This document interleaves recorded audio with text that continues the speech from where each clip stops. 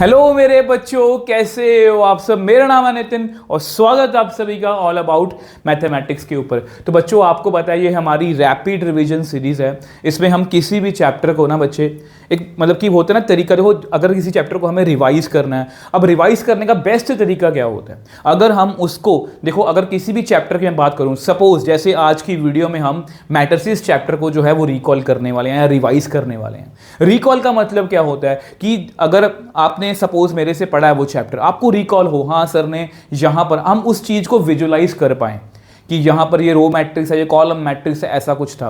तो इसलिए इसके नोट्स जो हैं बच्चे बेस्ट होने वाले हैं। मतलब मैं कोशिश करता हूं कि ज़्यादा से ज़्यादा इंफॉर्मेशन एक ही पेज पर हो और आप उस सब चीज़ों को अच्छे से ऑर्गेनाइज तरीके से रिकॉल कर पाओ, और अगर आप उसको अच्छे से इमेजिन कर पाओगे ना तो बच्चे उसको आप अच्छे से रिवाइज भी कर पाओगे और आपके मार्क्स भी बच्चे जो हैं बहुत इंप्रूव होने वाले हैं। तो बिना किसी देरी के एक अच्छे और पॉजिटिव मन से जो है बच्चे वो वीडियो को स्टार्ट करेंगे। देखो बच्चे, आज जैसा कि मैंने बताया हम मतलब कि जो है वो यूनिट 2 मतलब इसमें हम मैट्रिसेस चैप्टर को जो है बच्चे वो रिवाइज करने वाले हैं। इसके अंदर वैसे 2 चैप्टर्स हैं, 10 नंबर का है। इसमें से आप एक्सपेक्ट कर सकते हो 4 से 5 नंबर का पेपर आपको बोर्ड एग्जाम्स में जो है पूछा जा सकता है।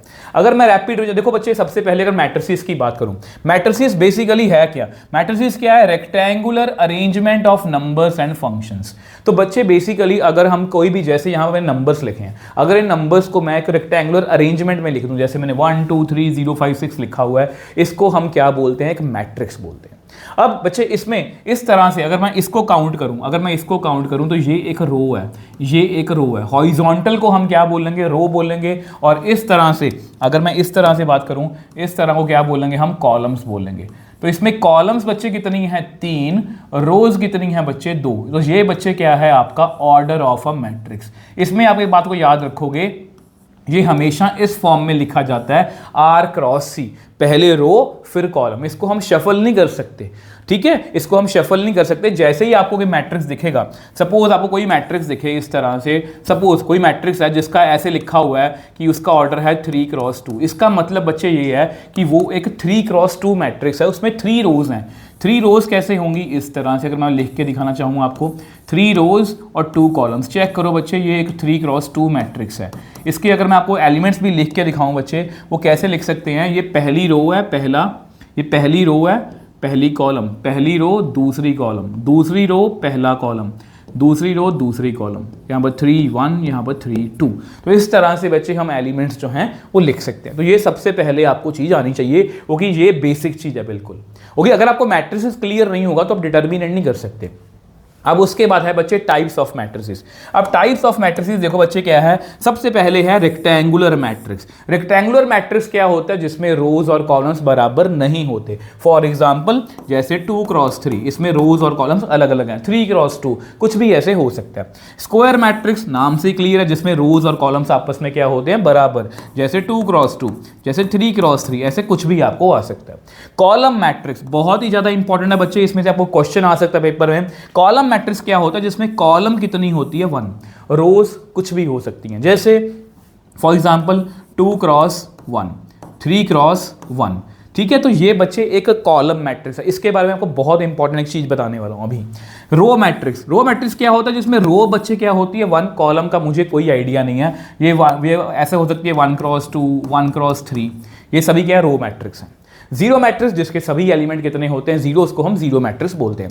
अब यहां पर एक बच्चे इंपॉर्टेंट क्वेश्चन है आप सबके लिए, यहां पर आपके सबके लिए इंपॉर्टेंट क्वेश्चन है, उस क्वेश्चन को और आगे एक्सटेंड भी करेंगे। अगर मैं ये एक मैट्रिक्स लिखूं, ये कौन सी मैट्रिक्स हुई? मैंने एक मैट्रिक्स लिखी 1×1, ये कौन सी मैट्रिक्स हुई? सर ये तो मुझे स्क्वायर लग रही है, क्योंकि इसमें रोज और कॉलम्स बराबर हैं। सर इसमें तो रो जो है वो 1 है, तो ये रो मैट्रिक्स भी है। सर इसमें तो कॉलम भी 1 है, तो ये तो कॉलम मैट्रिक्स भी है। Yes it is.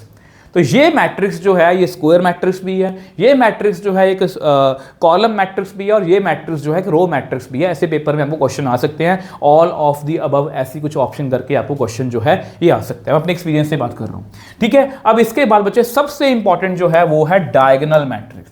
देखो डायगोनल मैट्रिक्स को बहुत ध्यान से पढ़ना है, क्योंकि ये बहुत ज्यादा इंपॉर्टेंट है। इसमें से बहुत से एमसीक्यूज आपको पेपर में आ सकते हैं। देखो बच्चे डायगोनल मैट्रिक्स क्या होता है? All the elements are 0 except diagonal elements, ठीक है? जैसे मैंने यहां पर लिखा हुआ है 1 2 3। तो यहां पर एक डायगोनल फॉर्म हो रहा है, ये एलिमेंट जीरो नहीं है, बाकी सभी क्या है, जीरो है। तो ये एक डायगोनल मैट्रिक्स है। अब यहां पर एक कंफ्यूजन होती है बच्चों को, जो अपने एक्सपीरियंस से बात कर रहा हूं। एक बच्चे ने मुझसे पूछा कि सर डायगोनल ऐसे है, तो क्या मैं एक मैट्रिक्स ऐसे भी लिख सकता हूं, क्या वो भी एक डायगोनल मैट्रिक्स है, क्योंकि इसमें डायगोनल मैट्रिक्स जो है वो ऐसे बन गया। सो मेरा आंसर था नहीं। अब उस बच्चे का आंसर क्वेश्चन था कि सर क्यों। अब क्यों का रीजन सुन लो बच्चे, क्यों का रीजन सुन लो। क्यों इसलिए क्योंकि बच्चे ये इस एलिमेंट का नाम क्या होगा, A11, इस एलिमेंट का नाम क्या होगा, A22, इस एलिमेंट का नाम क्या होगा, A33। तो यानी कि अगर रोज और कॉलम्स बराबर होंगे ना, तो उनको हम बच्चे क्या बोलते हैं, डायगोनल एलिमेंट्स। इस बात का भी आप ध्यान रखोगे, उसको क्या बोलते हैं, डायगोनल एलिमेंट्स। ठीक है। अब यहां पर इसके अंदर क्वेश्चन बच्चे आपको इस तरह से भी आ सकता है कि ये किसको रिप्रेजेंट कर रहा है। J इज इक्वल टू, कैसे लिखोगे, Aij is equal to 0, Aij not equal to 0, when I is equal to J, when I not equal to J। अब पेपर में ऐसा क्वेश्चन आपको आ सकता है, ये किस मैट्रिक्स को रिप्रेजेंट कर रहा है। आप बोल सकते हो डायगोनल मैट्रिक्स को। कैसे, आप चेक करो बच्चे, जब I और J बराबर है, जब I और J बराबर है तो वो की एलिमेंट्स जो हैं वो जीरो के बराबर नहीं है। बट जब I और J बराबर नहीं है तो Aij कितना है, मगर ये वाले एलिमेंट्स कितने हैं, 0 0 है। तो डायगोनल मैट्रिक्स को रिप्रेजेंट कर रहा है। अब डायगोनल मैट्रिक्स के अंदर ही बच्चे होता है हमारा स्केलर मैट्रिक्स। क्या फर्क है, ये सभी डायगोनल एलिमेंट्स जो होते हैं सेम होते हैं, मतलब ये है तो बेसिकली एक डायगोनल मैट्रिक्स ही है। पेपर में आपको ये क्वेश्चन भी याद, देखो पहले ये समझो, पहले स्केलर मैट्रिक्स किसको बोलते हैं, जब सारे एलिमेंट्स जो हैं सेम हो, 2 2 2, 3 3 3, 4 4 4, -2 -2 -2, मतलब जितने भी डायगोनल एलिमेंट्स हैं वो सभी क्या होने चाहिए बच्चे, सेम होने चाहिए, बाकी क्या होने चाहिए, 0। अब यहां पर एक क्वेश्चन आपको ये भी आ सकता है कि सभी डायगोनल मैट्रिक्स जो हैं वो स्केलर होते हैं, फॉल्स। ये मैट्रिक्स सभी जो है स्केलर नहीं हो सकते, but every scalar matrix is a diagonal matrix. तो ऐसे पेपर में क्वेश्चन आपको आ सकते हैं, और इसको भी अगर रिप्रेजेंट करना हुआ तो वो ऐसे कर सकते हैं, क्वेश्चन पूछ सकते हैं कि ये k के बराबर है, वे k के बराबर है when I is equal to J, और 0 के बराबर है जब I not equal to J। अब ये क्या है आपका आइडेंटिटी मैट्रिक्स, जिसमें सभी डायगोनल एलिमेंट्स कितने होते हैं, 1 1 1, और इसको खास नेम होता है I3, इसका खास नेम I2 भी होता है, उसको हम ऐसे लिख सकते हैं, और I1 का मतलब क्या होता है, इस तरह से। ठीक है। अब यहां पर मैं क्वेश्चन जो मैं आपको बोल रहा था कि यहां पर ये कौन सा मैट्रिक्स है, सर जी स्क्वायर, सर जी ये कौन सा मैट्रिक्स है, ये सर जी कॉलम भी मैट्रिक्स बताया था आपने, रो मैट्रिक्स भी बताया था। तो ये बच्चे एक डायगोनल मैट्रिक्स भी है, ये भी याद रखना, ये also it is an diagonal matrix. तो ये एक डायगोनल मैट्रिक्स भी है, ठीक है, क्योंकि इसमें एक ही एलिमेंट है, वो नॉन जीरो है, तो ये डायगोनल मैट्रिक्स भी है। तो ये सारे क्वेश्चन जो हैं बच्चे बहुत ज़्यादा इंपॉर्टेंट आपको पेपर में पूछे जा सकते हैं। इसके बाद है बच्चे इक्वलिटी। दो मैट्रिक्स इक्वल कब होते हैं, जब दोनों का ऑर्डर क्या हो, सेम हो, और corresponding element must be same. जैसे फॉर एग्जांपल, जैसे मैं लिखूं ABCD, यहां पर लिख देता हूं 1 2 3 4। अब आपको पता है इसका ऑर्डर कितना, 2 रोज हैं 2 कॉलम है, 2 रोज 2 कॉलम। तो कॉरस्पॉन्डिंग एलिमेंट बराबर, A किसके बराबर है 1 के, B किसके बराबर है 2 के, C किसके बराबर है 3 के, D किसके बराबर है 4 के। कॉरस्पॉन्डिंग एलिमेंट्स जो हैं वो बराबर होते हैं। अब इसकी बात करते हैं बच्चे एडिशन, बहुत ही सिंपल है, बहुत ही ध्यान देखो, बहुत सिंपल है। इसमें क्या होना चाहिए, इसमें ऑर्डर जो है बच्चे वो सेम होना चाहिए, 2 क्रॉस 2 2 क्रॉस 2। अगर 2 क्रॉस 3 है तो 2 क्रॉस 3, दोनों तभी ऐड होंगे, ठीक है। 1 + 5 6, 2 + 6 8, बहुत सिंपल है, कॉरस्पॉन्डिंग एलिमेंट्स जो हैं वो ऐड हो जाएंगे। अब इसी सेम एग्जांपल को मैं सब्ट्रैक्ट कर देता हूं, फिर वही रूल है कि ऑर्डर जो है वो सेम होना चाहिए। सब्ट्रैक्ट 1 - 5 - 4, 2 - 6 - 4। ये बाय चांस की बात है कि सबका आंसर -4 आ रहा है, ये आंसर जो है कुछ भी आ सकता है। स्केलर मल्टीप्लिकेशन, स्केलर मल्टीप्लिकेशन का मतलब क्या है, स्केलर क्या होता है, कांस्टेंट। तो अगर मैं मैट्रिक्स को एक कांस्टेंट से मल्टीप्लाई करूं तो हर एक एलिमेंट को करना है, 3 1 = 3, 3 2 = 6, 3 3 = 9, 3 4 = 12। तो इस तरह से हम कर सकते हैं। प्रोडक्ट ऑफ टू मैट्रिसेस, बच्चे ये बहुत ज़्यादा इंपॉर्टेंट है। इसमें क्या होता है, देखो बच्चे देखो, एडिशन करने के लिए, सब्ट्रैक्शन करने के लिए ऑब्वियसली बात है हमारा मैट्रिसेस का ऑर्डर क्या होना चाहिए, सेम होना चाहिए। बट प्रोडक्ट में सेम भी चलेगा, डिफरेंट भी चल सकता है, यहां पर तो बिल्कुल नहीं चलेगा। अगर मैं आपको बोलूं कि यहां पर 1 2 3 4 5 6 7 0 8 9, अगर मुझे इनको ऐड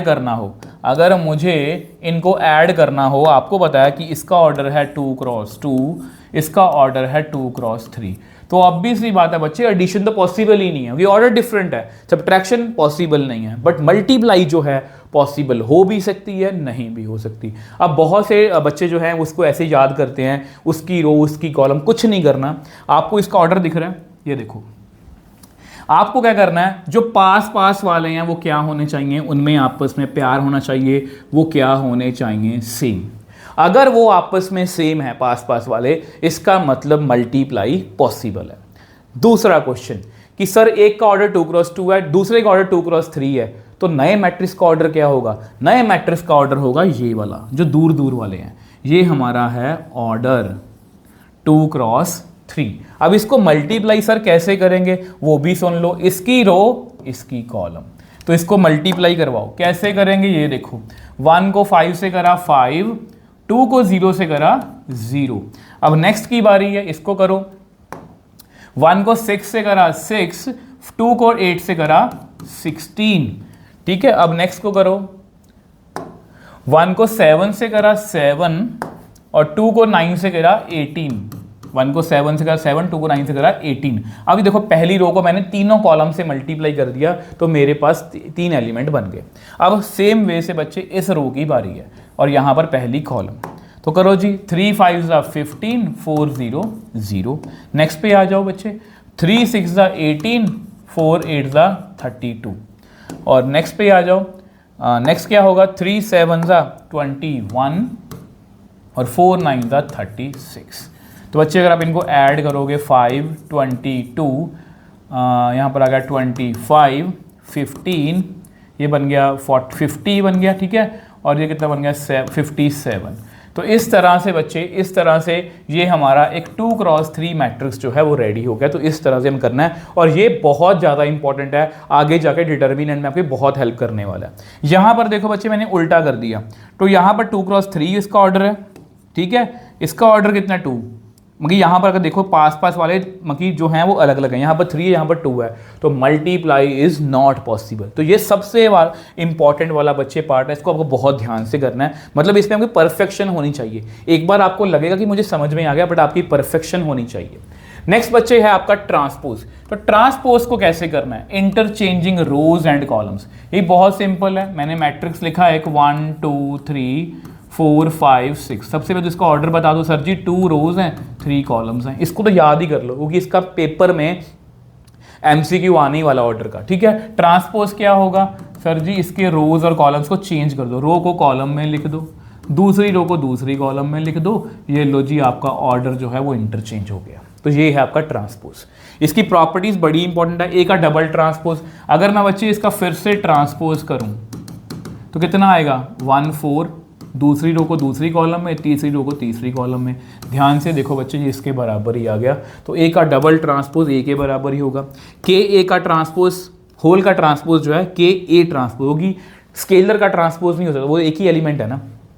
ए प्लस बी का transpose A transpose plus B transpose, A minus B का transpose A transpose minus B transpose. अब ये बहुत इंपॉर्टेंट है, ए बी का ट्रांसपोज कितना होता है बच्चे, उल्टा बी ट्रांसपोज ए ट्रांसपोज।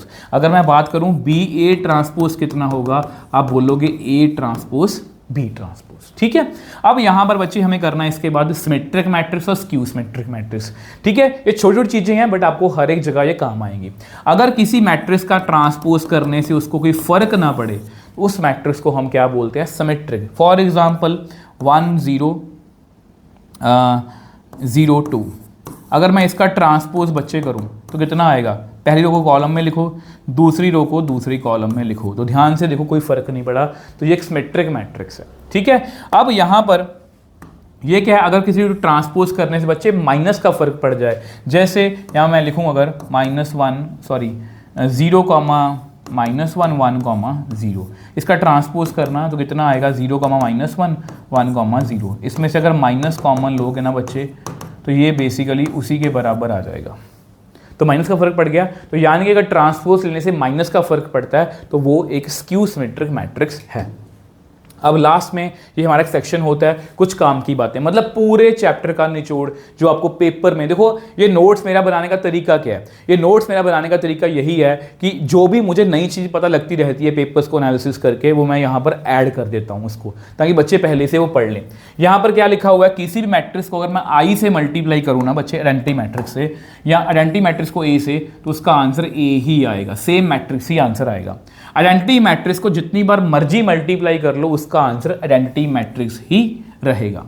ये भी याद रखना, बहुत अच्छा रिजल्ट है। ए प्लस ए ट्रांसपोज हमेशा क्या होता है, एक सिमेट्रिक मैट्रिक्स होता है, और अगर ए में से मैं ए ट्रांसपोज माइनस कर दूं तो वो एक स्क्यू सिमेट्रिक मैट्रिक्स होता है। यहां पर एक शर्त है, A should be square matrix. Obvious सी बात है बच्चे, अगर स्क्वायर मैट्रिक्स नहीं होगा ना, फिर वो ऐड करना थोड़ा सा मुश्किल हो जाएगा अगर वो रेक्टेंगल मैट्रिक्स हो गया। ठीक है, A plus A transpose symmetric है, A minus A transpose skew symmetric है। जीरो मैट्रिक्स क्या होता है, always symmetric and skew symmetric. ये पेपर में आपको बहुत बार क्वेश्चन आया हुआ है। All diagonal elements of skew symmetric matrix is always zero. ये बहुत अच्छा रिजल्ट है बच्चे कि स्क्यू सिमेट्रिक मैट्रिक्स के हमेशा डायगोनल एलिमेंट्स कितने होते हैं, जीरो। ए बी को अगर आई से मल्टीप्लाई करें, बी इज इनवर्स ऑफ ए। ये ज़्यादा काम बच्चे वैसे आपको डिटर्मिनेंट में आएगा। अगर मैं किसी भी दो मैट्रिक्स को मल्टीप्लाई करूं और उसका आंसर आइडेंटिटी मैट्रिक्स आ रहा है ना, इसका मतलब वो एक दूसरे के इनवर्स हैं। अब इसको ऐसे कंपेयर कर सकते हो, 2 को मैं किससे मल्टीप्लाई करूं कि 1 आ जाए। आप बोलोगे सर 1/2, यानी कि 2 को मैं अगर 2 की पावर -1 से मल्टीप्लाई कर दूं तो 1 आएगा, तो इसको हम बोलते हैं इनवर्स है वो इसका। सेम ये चीज़ जो है ये ज़्यादा आपको डिटर्मिनेंट में काम आएगी। तो यहाँ पर बच्चे ये वीडियो हमारी खत्म है। हमने पूरे चैप्टर को अच्छे से रिवाइज कर लिया है, और ट्रस्ट में ये बेस्ट तरीका है रिवाइज करने का। अगर आप इसको डिटेल में करना चाहते हो बच्चे, आप हमारी NCERT देखो बच्चे, हमारा वैसे मिशन बोर्ड 2027 शुरू हो चुका है। अगर आप NCERT को अच्छे से प्रैक्टिस करना चाहते हो तो आप NCERT वन शॉट से बेस्ट, जो मैंने आपको बताया कि हमारे नोट्स की क्वालिटी, ऑब्वियस सी बात है इसके नोट्स जो हैं आपको free of cost Telegram channel पर मिल जाएंगे। यहाँ पर आप स्कैनर देख सकते हो, वहाँ पर जाके आप नोट्स डाउनलोड करो और ये वीडियो से एक बार पढ़ के देखना बच्चे, आपको मज़ा आने वाला है। ठीक है, जिस तरह से आपको रैपिड रिविजन के नोट्स अच्छे लग रहे हैं, तो ये नोट्स उससे भी अच्छे होने वाले हैं। ठीक है, और यहाँ पर बच्चे अगर आप लास्ट 10 सालों के PYQs जो प्रैक्टिस करना चाहते हो तो ये सीरीज आपको मिल जाएगी। 13 डेज प्रो सीरीज बच्चे लास्ट ईयर की सीरीज है, जिसमें 26 में डायरेक्टली पेपर से पेपर में आपको क्वेश्चंस आए थे, और इस साल हम इसको रीलॉन्च करने वाले हैं, जिसमें 26 के या और भी नए क्वेश्चंस जो है मैं वो ऐड करने वाला हूँ। ठीक, अब ऑल ट्रिक्स बच्चे, जिसको भी किसी भी चैप्टर में दिक्कत है, जैसे इंटीग्रेशन की ट्रिक्स होगी, डेरिवेटिव की ट्रिक्स होगी, application of derivative, differential equation, ये सारी ट्रिक्स हैं। एक बार ट्रिक्स करके देखना, आपको चैप्टर करने में पता लगेगा कि इतना आसान है। सबसे पहले तो मैं इंटीग्रेशन की बात करूंगा कि इंटीग्रेशन को इतने आसान तरीके से भी किया जा सकता है। और हमारी PYQ सीरीज़ जो है बच्चे वो नई लॉन्च हुई है, जिसमें हम 23, 24, 25 और 26 के बेस्ट क्वेश्चंस कर रहे हैं, जो आपको मिड टर्म के लिए, बोर्ड एग्जाम्स के लिए या किसी भी यूनिट टेस्ट के लिए अच्छे से प्रिपेयर करवा सकती हैं। इतने बेस्ट क्वेश्चंस मैंने उसमें इंक्लूड करे हैं। बाकी बच्चे इसी तरह से लगे रहना, मैं आपके साथ टिल बोर्ड एग्जाम तक यूं ही खड़ा रहूँगा। तो मिलेंगे नेक्स्ट वीडियो में। बाय बाय मेरे टॉपर्स।